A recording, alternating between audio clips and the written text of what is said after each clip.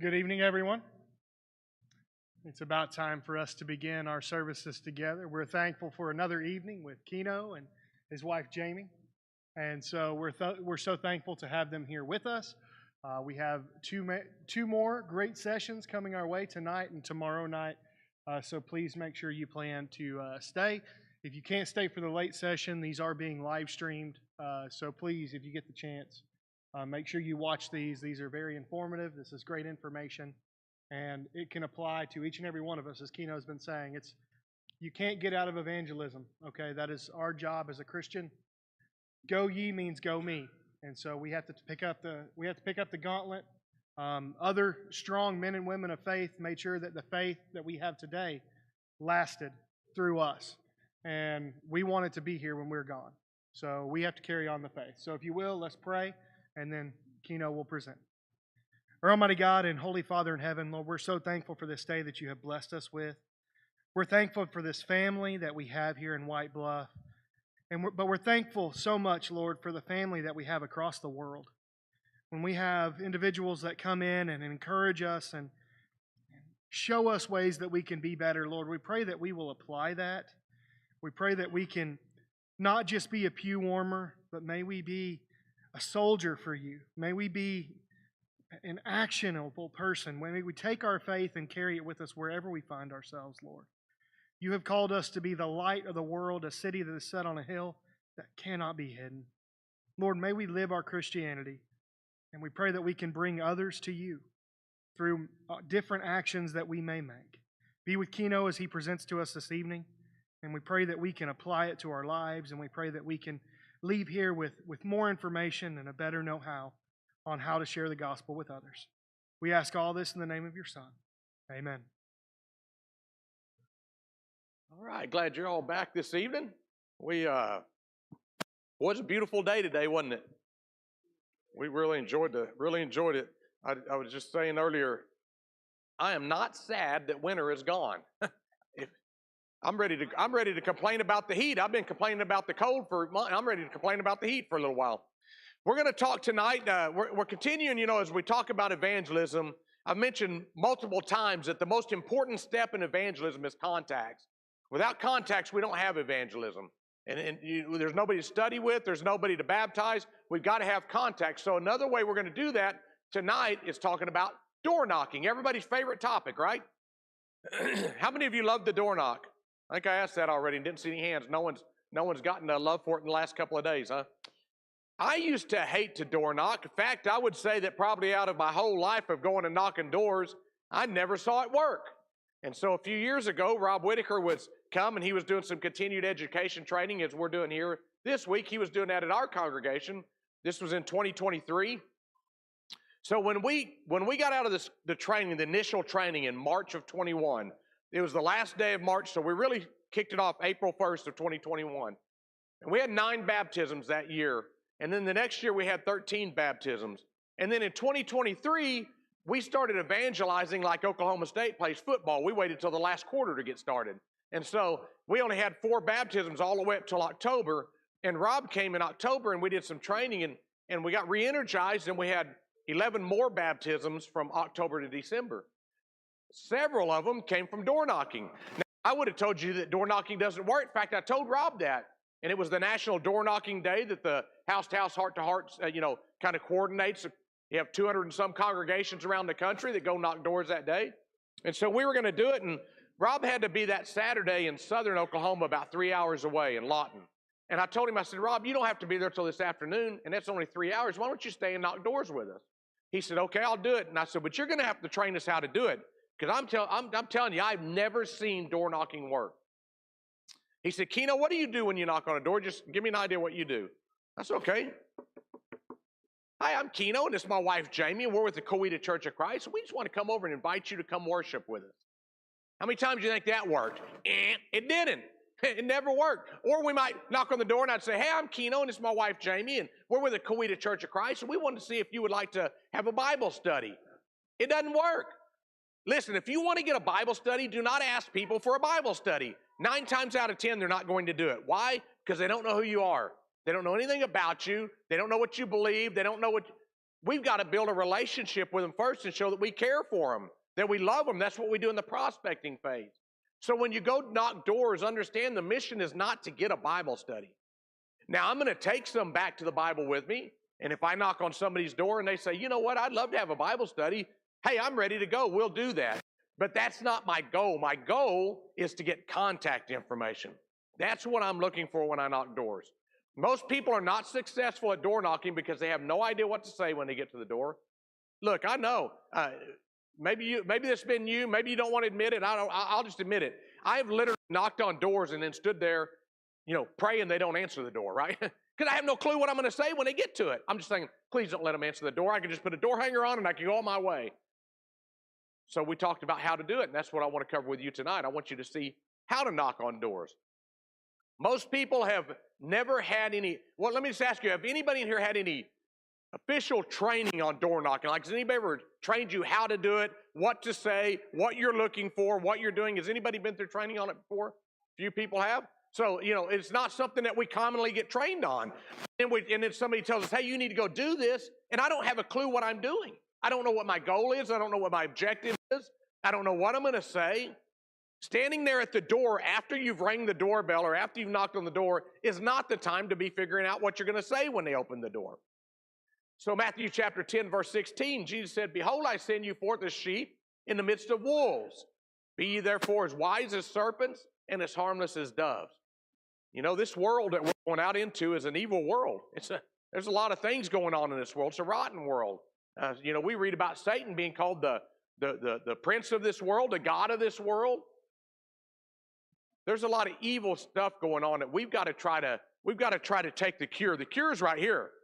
We've got to try to take the cure to them. We need to have a method for how we're going to do that. So we know when we go out, we know that we're going out into a hostile environment, so to speak, but we know we've got to be as harmless as doves when we do so. So if we're going to knock doors, let's go look and see what Jesus did.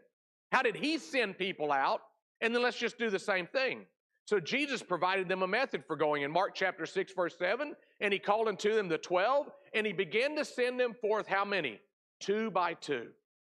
Why reinvent the wheel? Why don't we just do what Jesus did? Just do the same thing. I'm not going to go knock doors with 13 people. I'm not going to take a whole youth group and go knock on one door. It's overwhelming for that person on the other side. At the same time, I'm not going to go knock doors by myself. Why not? Well, it's a safety issue. I don't know who's on the other side of that door. I have no idea what's going on there. But I know one thing, I'm not going to go knock on those doors by myself. I want somebody to go with me. Now, men, if you can, take your wives with you, or take one of the ladies, the members, female member of the church with you. You don't know, you may knock on a door and it might be a single woman in the house. And so it's best not to have 2 men there knocking on their door. If you can't take a lady with you, take a child with you. That will work as well. But I'm going to try, if at all possible, I'm going to try not to go 2 men together to knock doors. If I have to, or maybe I'm training somebody, or for whatever reason, if I have to, then I'm going to make sure when I knock on the door, then I step plenty far back off the porch or whatever. I'm going to get back away from the door. I try to do that anyway. 99% of the time, my wife is my partner when I go knock doors. Sometimes, if it's the lady that comes to the door, I want Jamie, to step up and kind of be between us. Just makes everybody feel more comfortable. But I'm always going to try to go 2 by 2. Now, I might go 3 if Jamie and I are out knocking doors and somebody wants to learn how to do it. I might take that person with me, and we'll go 3. But I'm not going with any more than that. Ideally, you would go 2 by 2. Proverbs chapter 11, verse 14, where no counsel is, the people, but in the multitude of counselors, there is safety. So if we go out and knock doors and we have no training, we have no idea what our objective is, we don't have any materials, we don't know what we're going to say, how successful are we going to be? Not very successful. We haven't been successful doing this for the last however many years people have been knocking doors because we didn't have that training. But if we can take and look at what people have done that have been successful at it, and we can employ those same tactics, those same methods, then we know we also can have success at it. Now, we can look at people that have been very successful at door knocking, that have led a lot of people to Christ. Okay, what are you doing? If it's working for them, it'll work for us. So what are we going to do? We got to have a message when we go knock doors. We got to know what we're going to say. Matthew chapter 10, verse 7, and as you go, preach, saying the kingdom of heaven is at hand. So when we go knock on doors, we got to know what we're going to say, before we get to the door.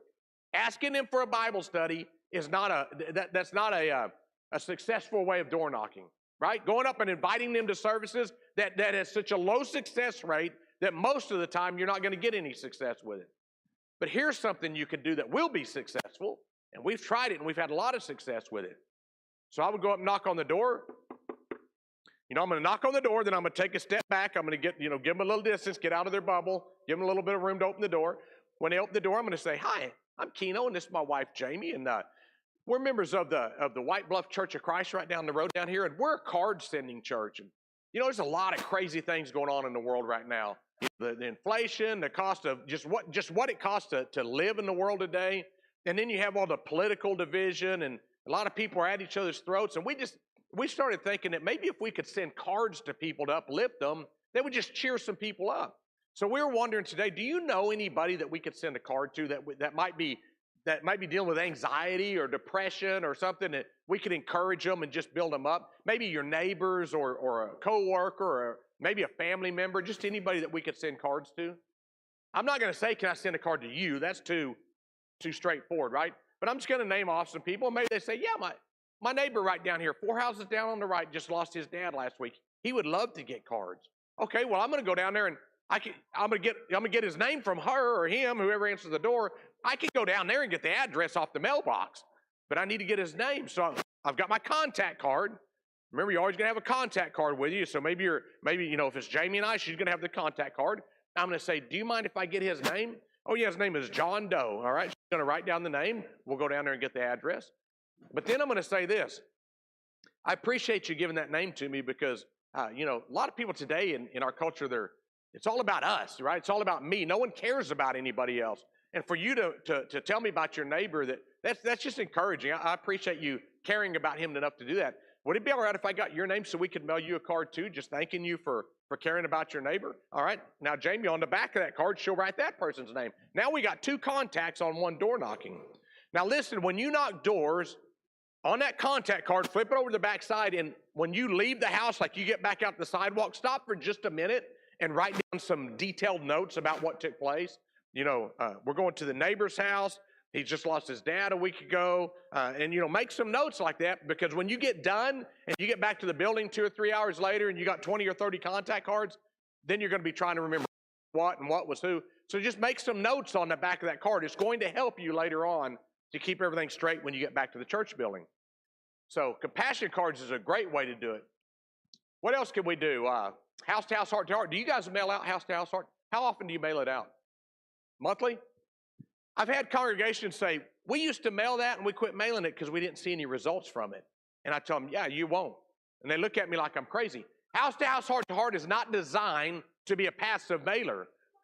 I don't know that they always do the best job of explaining that when they sign a congregation up. It's not designed just to mail it. Now, it will work that way, and there are instances of it working. In Columbus, Kansas, they mailed it out. The first month they mailed it out, they had 4 people visit, and they got all 4 of them into Bible study, and they baptized all 4 of them.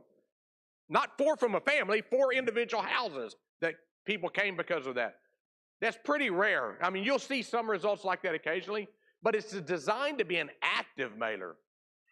So house to house, heart to heart, the whole back page is yours. You can write articles and put on there. It's got all your information on the front. It tells about your times of worship. You can advertise your gospel meetings, your vacation Bible schools. It looks like it was printed in this building.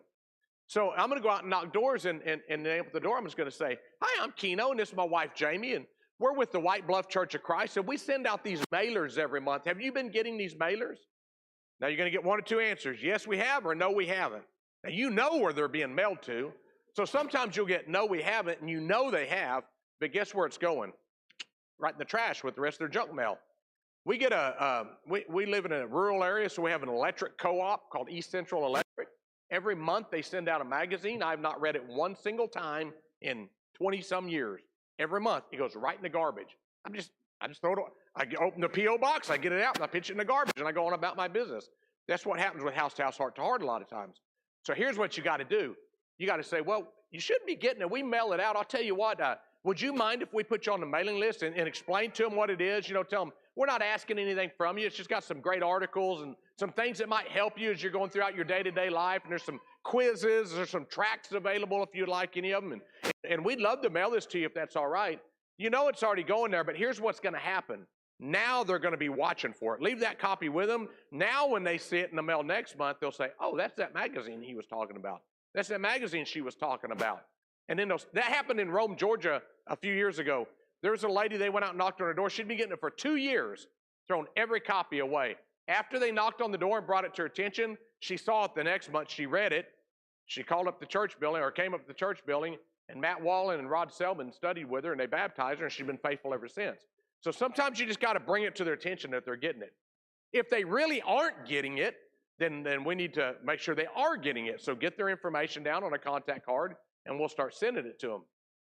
It also works very, very well because you can go to a house, and if they don't answer the door, you can roll it up like a tube and stick it right between the door, the doorknob and the side of the door, and it'll swell out and hold itself right there. It's got your address, it's got your worship times, it's got your website, it's got everything about you is on there. It's got the services you offer. If you offer a ride to services, if you have any benevolent programs, it's all on there. So it's a very good way to get out in your community and let them know that you want to be involved in the community. If you go out and they haven't seen it, they'll probably recognize it when they get it in the mail the next time. So you give them a few, maybe 6 months of receiving it, and then go back to their house and knock on the door again and make contact with them and check with them again and see if they're receiving it. That's when you start seeing results from house to house, heart to heart. House to house, heart to heart is designed to be a contact creator. So if I can get that in front of people and I can make that contact with them and I can get their information, now we can start sending compassion cards. We could go out and fill out cards and say, hey, we stopped by your house and to see if you're getting a mailer this week, and we just wanted to send you some cards and say, we appreciate you. Thank you for visiting with us. Hope to see you again, and just start building that relationship with them. Prayer, this one works very, very good. So when Rob was there, the Sunday that he was there with us, we went out to a neighborhood. Now listen, this neighborhood said no soliciting on the neighborhood, like the HOA sign, no soliciting. Let me address that with you real quick. The Supreme Court has upheld that we're not bound to no soliciting signs because we're not selling anything. A religious body can go knock doors, even in an area that says no soliciting. If there's a no soliciting sign on a house, please honor that. Don't go knock on the door because we don't know if they're sleeping. Maybe they work midnights. Maybe they've got a baby. There's a loud dog. We don't know what's going on. So if the door says no soliciting, then please don't knock on the door. And you got to watch for it. Sometimes it's real plain right on the door, but sometimes it'll be like on the sides of the porch when you're walking up. Sometimes it'll be hand painted on a rock 10 years ago that's underneath a porch swing with plants growing over it. You can barely see it or read it, but it's still there. So you got to really when you're walking up to a house. If it says no soliciting, don't go to the door. But if the neighborhood says no soliciting, I don't pay any attention to that. That's an HOA deal. Unless the house itself says no soliciting. But if it's just a neighborhood, go ahead and knock. So that's what we did. We just went on into this neighborhood. And we're knocking on doors, and Garrett, our son-in-law, and Madison, our daughter, went up to a house. And here's what they did. They knocked on the door. This lady opened the door, probably in her early 30s. And Garrett said, we're with the Coweta Church of Christ, and we're just going out today to see if we could pray with people. There's a lot of people that are suffering and dealing with a lot of anxiety and a lot of issues going on in their lives, and we just want to uplift them with prayer. And do you know anybody that we could pray for, maybe a neighbor or a friend or a coworker? She said, you could pray for my brother. He lives in Oklahoma City, and he needs prayers. He's got some things he's battling. Would you mind praying for my brother? Now listen, if you tell somebody you're going to pray for them right then. Don't tell them, okay, we'll keep that in mind and leave. Pray right then. So that's what Garrett did. He said, well, if you don't mind, could we just have a prayer for your brother right now? She said, oh, I'd love that. She goes, hang on a minute. She yelled in the living room at her husband. She said, come out here. We're going to pray for my brother. And so the husband comes out on the porch, and he introduced himself, and they stood there, and they had a prayer. They visited for a few more minutes, and they left.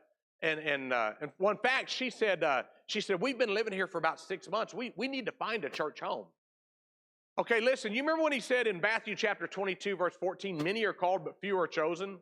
If you're knocking doors and someone says to you, we need to find a church home, or I need to be baptized, or I want to have a Bible study, that's what we call the few. Here's what I would do, elders, maybe consider out here in the foyer somewhere or something, putting a cork board or a bulletin board type deal up and put the few on the top of it and have some postcards there. And if any of you ever knock a door and someone says, I want to have a Bible study, or I'm looking for a church home, or I need to get baptized, write their name down and pin it on that board. And then I would do this. I would have one of the elders come forward every Sunday morning after everything's done before you dismiss and pray for each one of those people on the few board by name. There is power in prayer. James 5:16, it tells us the effectual fervent prayer of a righteous man avails much. There is so much power in prayer. And then as members, when you go by, look at the few board, write those names down, and every single day when you're praying, pray for those few by name. You'll be surprised what will happen. So they went out, and so she said about that, and they said, well, we'd love for you to visit us sometime, and that was it, and they left. Sunday morning, that couple was in the pews. That was Saturday, we knocked their door. Sunday, they were in the pews. So I introduced myself. I went through all the visitor stuff like we talked about 2 nights ago. And I said to them, when the service was over, I asked them how they enjoyed the service. I said, I'll tell you what, we have a tradition here. We like to buy people's lunch. Can we take you out to eat? They said, that sounds great.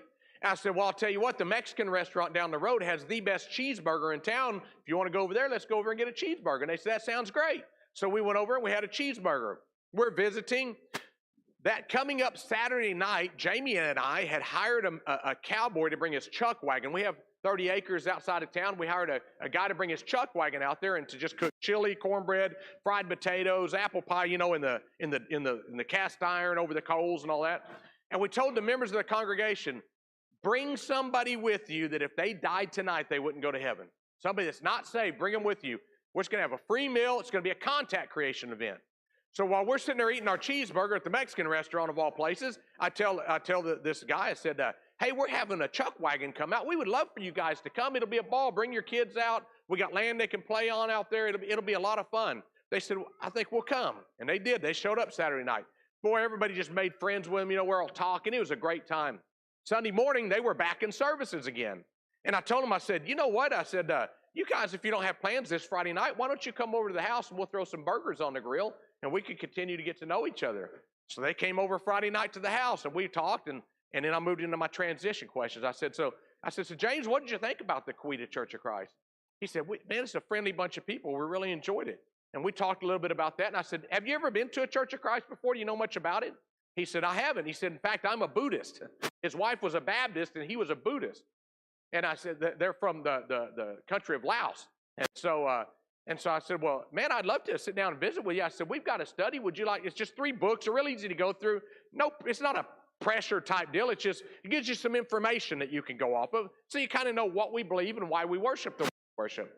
So that sounds great. And I said, well, if you got time, we could go through lesson 1 tonight. So we sat down, we went through lesson 1 with them. We got done and I said, man, that was a good time, guys. I said, why don't y'all come over next week and we'll do lesson 2? And he said, no, we don't want to come over next week. And I kind of got this little sinking feeling in my gut, right? He goes, we want you to come to our house. We want to cook you some of our food from Laos. I said, hey, I'm there. We want to come to your house and eat. So the next week we went to their house and they made a wonderful meal. It was delicious. And we had lesson 2. And then the next week I said, when that finished up, I said, why don't y'all come to our house and we'll do lesson 3? He said, no, come back to our house next week. We want to cook for you again. So we went back to their house the next week. We went through lesson 3 and we went to the church building. We baptized both of them. That came off of a door knocking because we prayed for a brother and it meant a lot to her, right? So these work. It works, folks. I'm telling you. There's also another lady that we baptized off that same deal. It was a different occasion, but we baptized her a little bit later. So, and they had both come to the chuck wagon dinner that week. Those dinners, those community meals are great. Do y'all ever do a community meal like that? Great way to get contacts. We try to do one every year.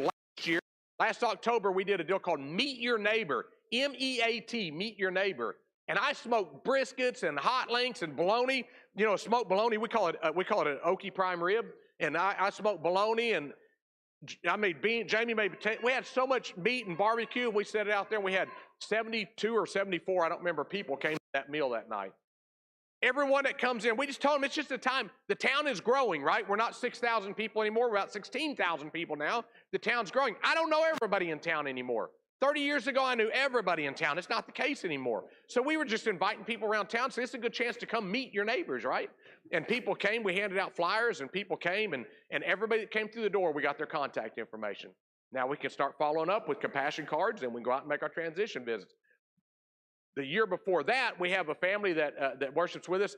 They own a property outside of town. They have horses and a little wedding chapel, and they've got this big covered pavilion area, and we invited everybody out for a chili dinner. We didn't preach out there. We didn't, it's away from the church building. People didn't feel uneasy or whatever. They didn't think we were trying to get them into a Bible study. They came out, they ate chili, we got their contact information. Then we started following up and building the relationships that would turn into Bible studies. So those meals like that are very, very effective. We were knocking doors last year in Grove City, Ohio, Alkire Road. And we met a lady on the second day. We were out knocking doors on Tuesday. We didn't met a lady. We knocked on her door, and I felt bad about knocking on her door because the dog's barking, and you could hear a bunch of commotion, and the TV's going. And finally, she comes to the door. She got one dog under her arm. She got some medical supplies in the other hand. She's kicking a dog back with her foot. Her mother's in the bathroom, very sick. And I felt bad about even knocking on the door. And she introduced herself. We introduced ourselves. She said her name was Angelia. And so we started visiting, and she said, while we're talking, she goes, I'm glad you guys stopped by. Me and my daughter, we need to find a church home. Now, her daughter has spinal bifida, so she's in a wheelchair, and she goes, we need to find a church home, and we need to get baptized. Well, that's one of the few, right? So we get back, she's going on the few board. So we visited with her a little bit, and her daughter had just turned 16, and she wants to drive, but she has no idea how that could happen because she's in a wheelchair. So I said, you know what? I've got a friend that you should talk to. I said, his name's Don Blackwell, and I'm sure he would love to visit with her. And I called Don. He said, yes, I'd love to visit with her. Don had just gotten his controls all in his pickup that he drives. And so if you don't know Don Blackwell, he's paralyzed from the waist down, or about the midsection down. So he's got hand controls in his truck that he drives with. And so I was able to put them in touch with her. So we visited for a little bit, and we invited her to the community meal that Friday night. And she said, we're going to come. She goes, I don't think my daughter can come. She's got a school deal. But she said, I'm going to find somebody to take her to the school function. I will be at the community meal. So we asked her while we were standing. In fact, we left there then. The next day, we went back over because we didn't have any of the invite cards for the community meal that had all the information. So we stopped by. We said, Angelia, we're just going to drop this off real quick. We were there another 20 minutes. Just visit. So I asked her before we left, I said, do you have a Bible? She said, I don't own a Bible.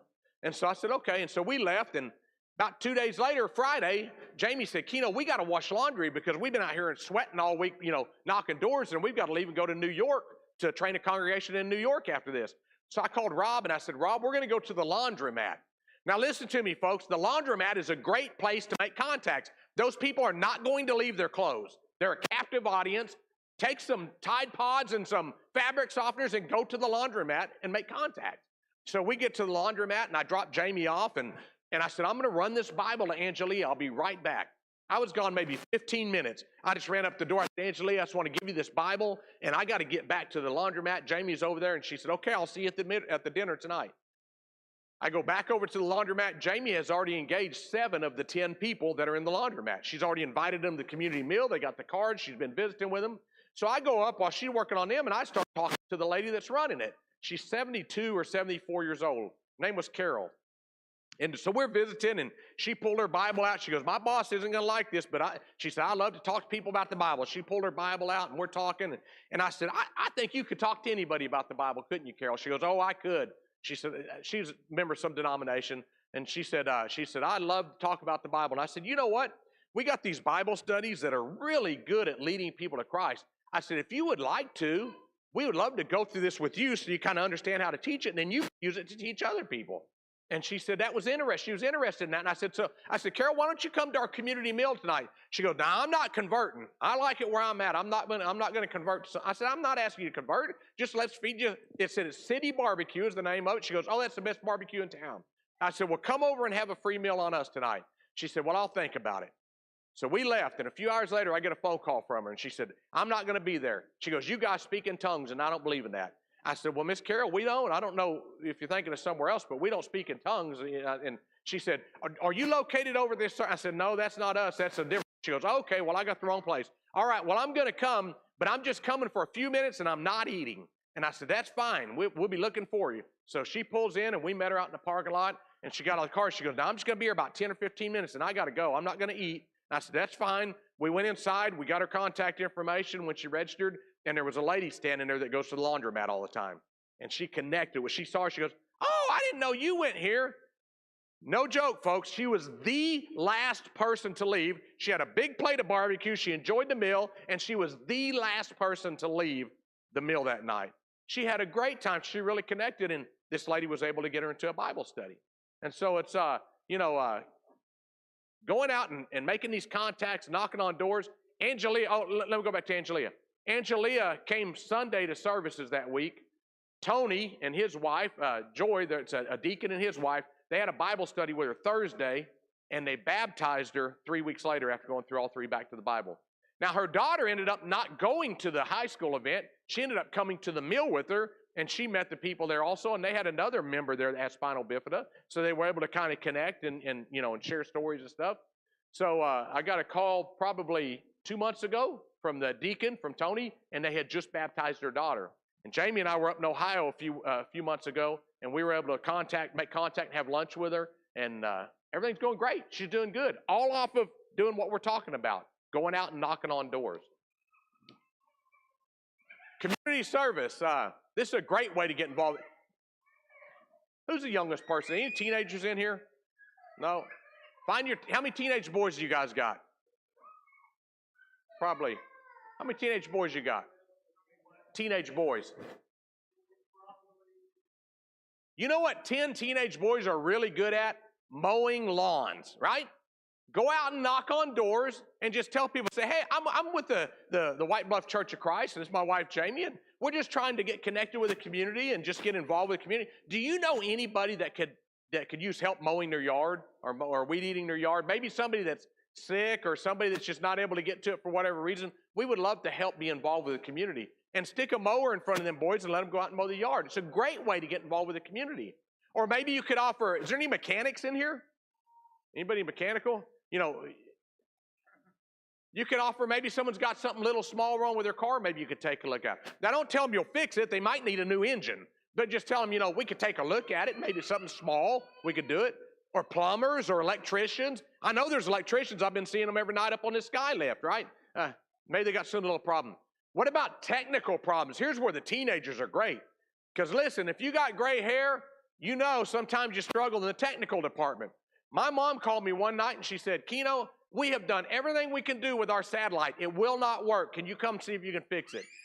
So Jamie and I go over to her house and we walk in and her and Perry are sitting there and I said, what have you done? They said, we have done everything. We have done everything we can to troubleshoot it. Our satellite will not work. I said, okay, did you put new batteries in your remote control? Guess what? Problem solved. We put batteries in, everything worked fine. I don't know why my mom calls Wi-Fi Wi-Fi. I don't know where she got that at, but she's always calling our daughter and saying, Madison, my Wi-Fi has quit working. Will you come over and fix it? And so she has to go over and fix it. You can take teenagers, if you find some elderly person that needs help with something technical, take them over and let them help them. Just anything we can do. Maybe it's building a wheelchair ramp. Maybe it's fixing a mailbox. Anything we can do to be involved with the community. And then the last one is new movers. Do you guys do the new movers program? You make the baskets and do it? Have you had some success with it?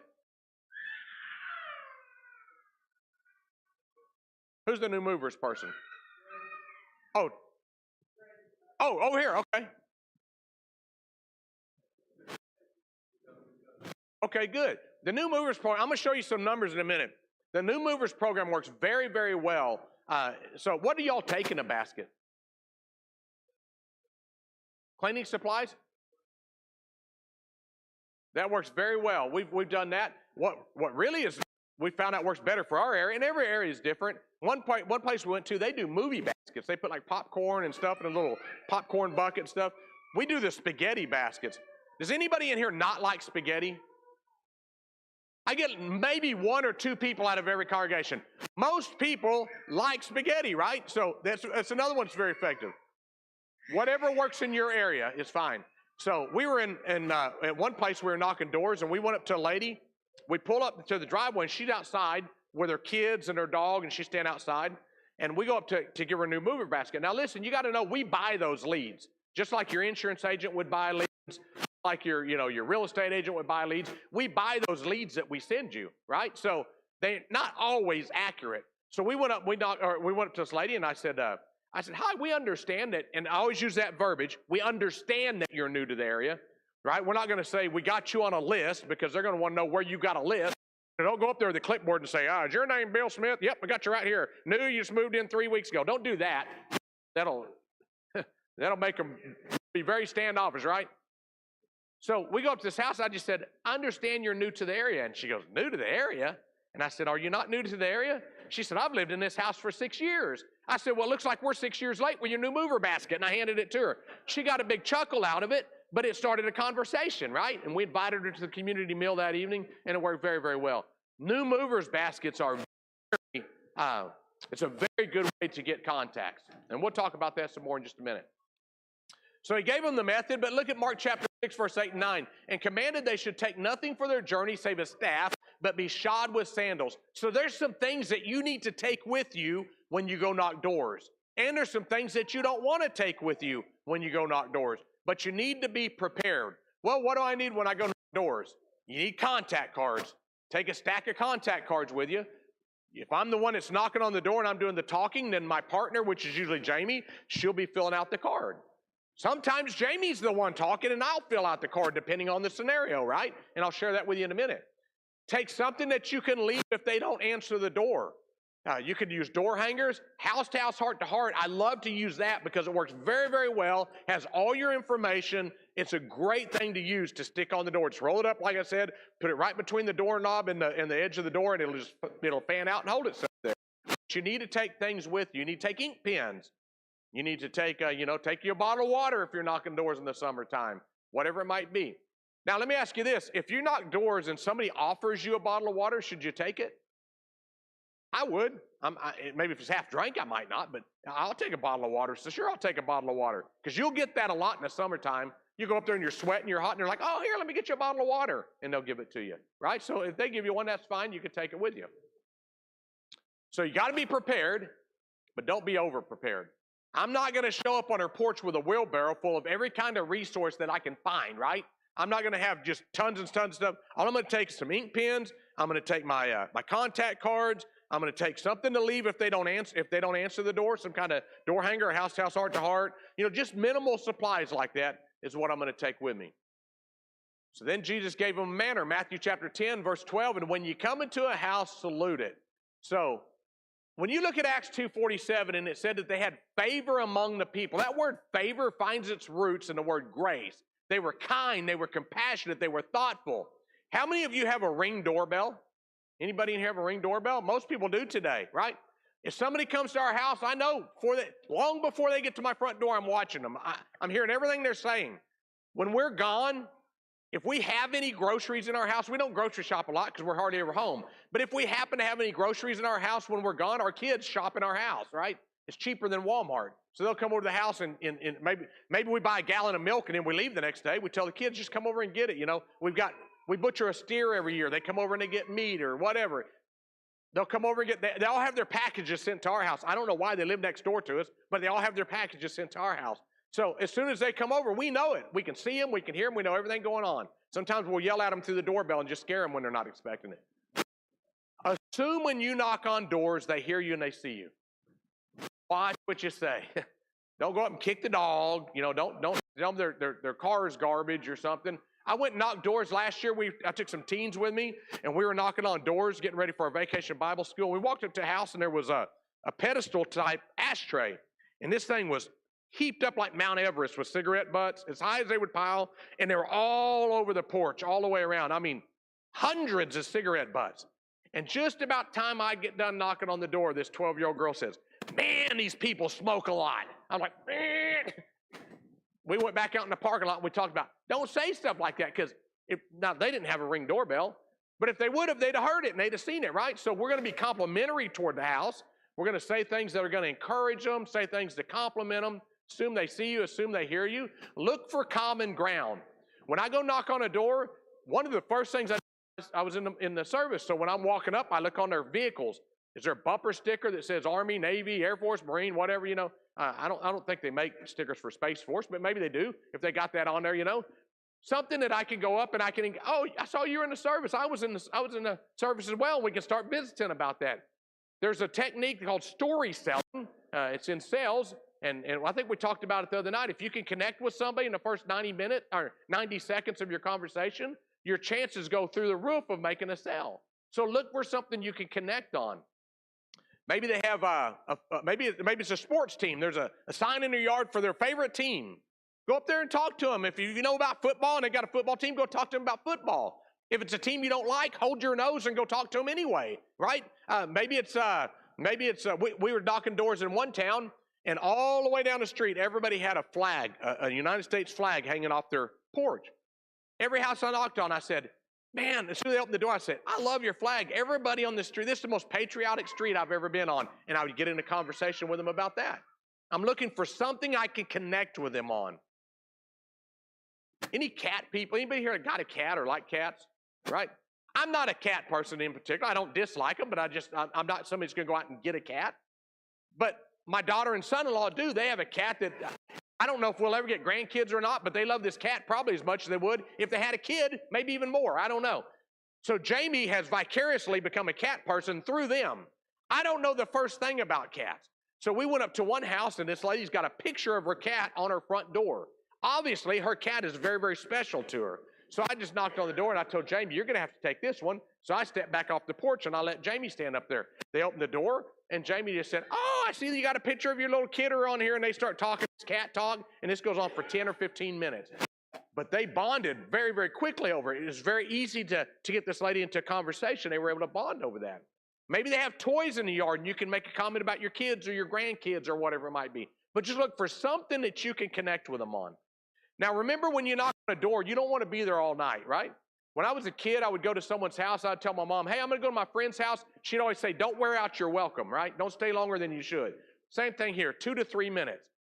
Now, if they're carrying the conversation, I'll stay longer. But if I'm having to carry the conversation 2 or 3 minutes, I'm out of there. I know they got things they're wanting to do. They got, they're not wanting to stand there and talk to me all day. Angelia, we went to her house. We were on her porch for half an hour. But she was doing most of the talking, and she had some stuff she needed to vent about and get off her chest. So we were going to listen, and we engaged in that conversation, and it resulted in a baptism. He gave them motivation. Matthew chapter 10, verse 13, and if the house be worthy, let your peace come upon it. Romans chapter 10, verse 15, and how should they preach except they be sent? As it is written, how beautiful are the feet of them that preach the gospel of peace and bring glad tidings of good things. So when we come to their house, our ultimate goal is to get them into this book so they can learn about the good news. What's the good news that we talk about? It's the death, burial, and the resurrection of our Lord, right? That's the good news. It's good news because without it, there's no salvation. You couldn't have been saved under the Old Testament. Go back one of these days when you have nothing else to do and just sit and read Deuteronomy. You would not have wanted to live under the Old Testament, I promise you. There was no salvation. The Old Testament was never designed to save. God always knew from the foundations of the world he was going to have to send his son and that there would be a new covenant. Brothers and sisters, without that new covenant, we wouldn't have, that is good news. We would have no chance of salvation if it was not for the death, the burial, and the resurrection of our Lord. We need to share this with people. So we're going to go out and talk to them. Now, I talked to one elder at a congregation one time, and he told me, Keno, you're going to get people killed. And I said, well, what do you mean? He said, you go out and knock on doors, that's a good way to get somebody killed. And I said, really? He said, I'm telling you, I never answer the door without a shotgun in my hand. I said, seriously? Even during the day? Saturday morning at 10 o'clock, if somebody knocks on your door, you got a shotgun in your hand? He said, I never answer the door. I said, I'm sorry. Maybe that happens. I've never heard of a Jehovah's Witness getting shot off a porch. I've never heard of that happening before, right? But if someone's going to do that to me, I would rather do it while I'm doing the Lord's work. I'm fine with that. What's coming after this life is much better. I'm not that grounded to this life that I'm going to not do the Lord's work to stay here. I've never heard of that happening. They might yell at you. They might cuss you out. They may say, never come back to my house again. Whoopity-doo. They don't know you. They don't have a problem with you. They have no idea who you even are. Their problem might be with God. Or they've had, they're fighting with their spouse, or they've just lost their job, or they haven't financed. You have no idea what's going on in their life, and they're taking it out on you. But I can promise you it's not anything that's personal against you. Matthew chapter 10, verse 26, 28, 31, he keeps saying, fear them not.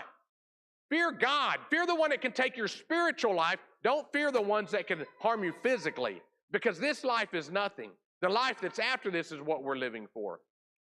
It's what we're preparing for. So let's look at some of these. Let me back up for a minute before we go on further. Transition visits. So we've talked about sending compassion cards. What do we do when we make a transition visit? So we're going out and we're following up on a compassion card, and maybe let's say Bob Smith has cancer, and so Shamron works with Bob Smith, and Shamron gave me his name, and now we've done the compassion cards, we mail them out. Now I'm on the transition team. Here's a great way to do a transition team. You need to have a day of the week, maybe every other Sunday, where you guys can hang around just for a few minutes after services, whoever wants to be on the transition teams, and you assign those out. So I'm going to tell you and your wife to go to John Doe's house. He's lost his father, and we've sent him cards. Those cards are going to be finished mailing this Thursday. Could you go to his house and make a visit? And I'm going to assign you to go somewhere. I'm going to assign you to go somewhere. So we get our assignments, and then we go out and knock on the door. So I'm going to Bob Smith's house. He answers the door. I'm going to say, "Hi, Mr. Smith. My name is Keno Shrum. This is my wife, Jamie, and we're members at the White Bluff Church of Christ. We've been sending you some cards. We understand that you're battling cancer. Did you receive those cards?" As soon as you say that, he's going to know exactly who you are, and he's probably going to have those cards displayed. One congregation I was at recently, they said they went to a house to do the transition visit, and all the cards were taped to the front of the front door. Like they came up, and the whole front door is covered in the cards that they'd mailed. I mean, people love. It's so rare that you're going to have a complaint. I only know of 2 places, one of them being our congregation in Oklahoma, and I think the other one may be in Ohio. I can't remember. 2 places where people got mad about receiving compassion cards. And the one in Ohio, they literally went and threw the cards all over the front lawn of the church. Both of those instances were wayward members. It was both. That's a guilt thing, folks. I'm not going to let something like that keep me from mailing cards, because I've had too many people that have thanked us and thanked us and thanked us. Jerseyville, Illinois, there was the congregation, they sent out cards. They had like 32, 33, whatever it was, cards that they'd sent out. They're a small congregation. The lady that received them wrote a personal thank you card back to every single one of them. All 30-something people got their own personal thank you card from the lady they sent the cards to. It makes a big difference in people's lives. So I'm going to knock on Bob's door, and I'm going to say, we sent you the cards. "Oh, yeah, we got the cards in here." "I appreciate that," he'll say. And then I'm going to say, "Well, I was in the area, and I just want to stop by and see, do you need anything? Can we, pick up any groceries for you, bring you any food? Is there anything we can help you with? I notice your lawn's getting kind of tall, and I know you're going through radiation. Can we take care of your lawn for you? You can't be out in the sun. Can we take care of your lawn for you until your treatments are over?" I'm just going to just offer some things and just start building a relationship with them. And then regardless of what happens, before I leave, I'm going to say, "Well, the real reason I came by here, I wanted to see if I could just have a prayer with you. I wanted to pray with you. Would you mind if we had a prayer?" Only a crazy person would say, "No, don't pray for me when I'm battling cancer," right? So I'm going to have a prayer with them, and then before I leave, I'm going to say, well, Bob, I come by this way at least once a week. Can I stop back in and check on you next week? "Sure, come back and check on me." Those transition visits are vital to the success of your compassion card program. So I went over and I made my first transition visit, but I've got to follow up on that. I talked to a congregation in Oklahoma just the other day. They've made 87 transition visits in the last year, the last 12 months since they had their seminar. But their transition visits, they just went once. They said, "We never got anything from it," but they only went once. I said, "No, you got to go back again." So always leave it open to go back again. When you leave, just say, "Would it be all right if I stop back by?" Even if it's a visitor, you go by and you knock on their door and you take them the new mover basket. Maybe if it's somebody new to town, or if it's just a visitor to your congregation, you go by and you just reintroduce yourself. "Hey, we enjoyed having you, and when you came by, we're just in the area. I just want to stop by and thank you for visiting with us. We'd welcome you to come back anytime." And just start finding things that you can connect with them on and build a relationship with them. And then try to set up another visit to come back in a few weeks. But those follow-up visits are crucial. Now, here's the second part, the follow-up to that. If you make a transition visit, your elders have got to know what happened on that transition visit. Recently, some congregations that the transition teams aren't reporting back to the elders what took place on that visit. So we're putting a new form. It should be on the website in the next week or two. It's going to be called a transition visit debrief form. And it's just something when you come back, you can just real quickly fill out a form. Who you visited, what their information was, kind of a brief synopsis of what you talked about, what their demeanor was, how they received it, when do we need to make a follow-up visit, and you could just list those things and then give it back to your elders or whoever's over, maybe give it back to, whoever's over the transition team, give it back to them so that they can make sure that we continue to follow up on it. Follow-up is the key to all this. We could do all the first stuff just right, but if we leave it halfway done, then we might as well not have done anything. We got to do the follow-up visits. So I want to show you some of the results from this. I don't know if you can see that up there. But this was in the Granbury Street Church of Christ in Cleveland, Texas. We're actually going to be there in about a week and a half to do the continued education training with them. So went out and knocked doors, spent the whole week. Have any of you ever been to an AMC, an American Mission Campaign? If you ever get the chance to go to one, there's going to be one June the 20-something. You can look it up. Just Google American Mission Campaign. It's in Roanoke, Texas, just outside of Fort Worth. If you want to take a week and get out of Tennessee, come to Roanoke, Texas in June. We would love to have you. No charge. You can stay with members for free. The members will put you up. We provide the meals while we're there. But we end up having about 150 to 200 members from around the United States converge on a town, and we spend all week training and knocking doors. We have meetings in the evening. During the day, we're out knocking doors. We write compassion cards like crazy, and the results are phenomenal what it does at these congregations. Maybe you guys might want to have one here one day. So look at the numbers up here.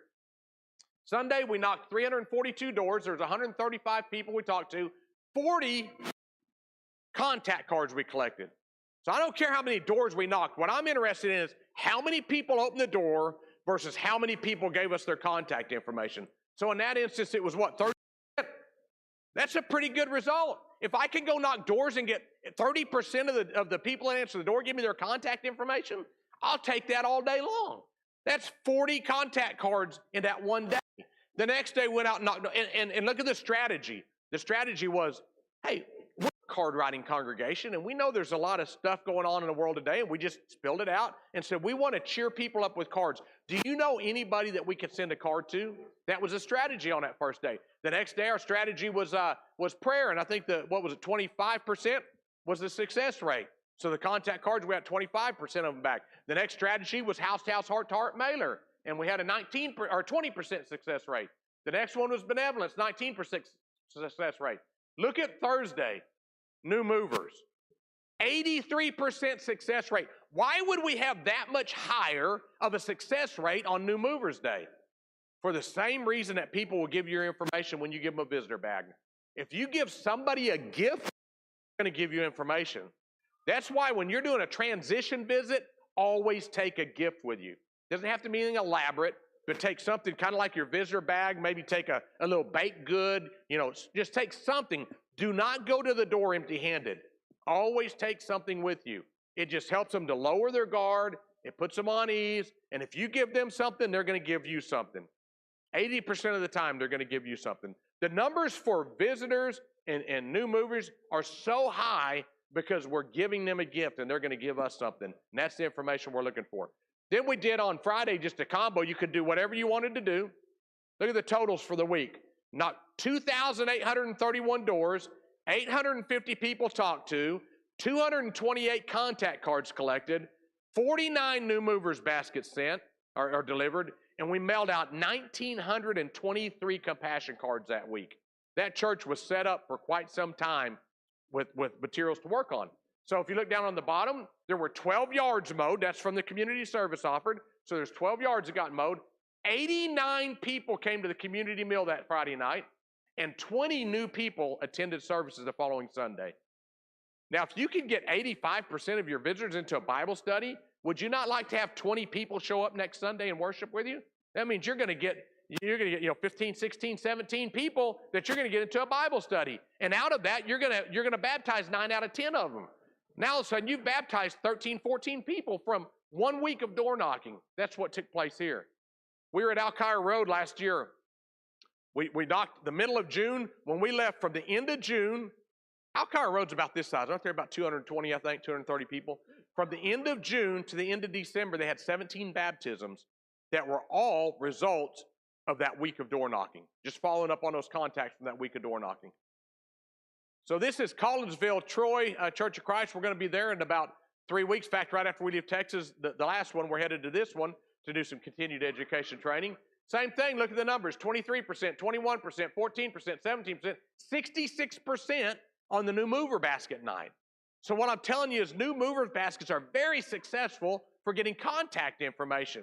Now, you know who they are because you're going to them anyway and delivering the basket, but you need a reason why you can send them a compassion card. If I just send a compassion card out of the blue, they've never heard of me, they don't know anything about me, there's no particular reason, they're not sick, they're not going through any life-changing event, it's not going to have as much effect. But once I've met them in person, I've taken them a gift, they know who I am. Look, when a new mover moves into your zip code, right away we send them a postcard from you. We send it, but it looks like it's coming from you, welcoming them to the community, and it's got all your information on it.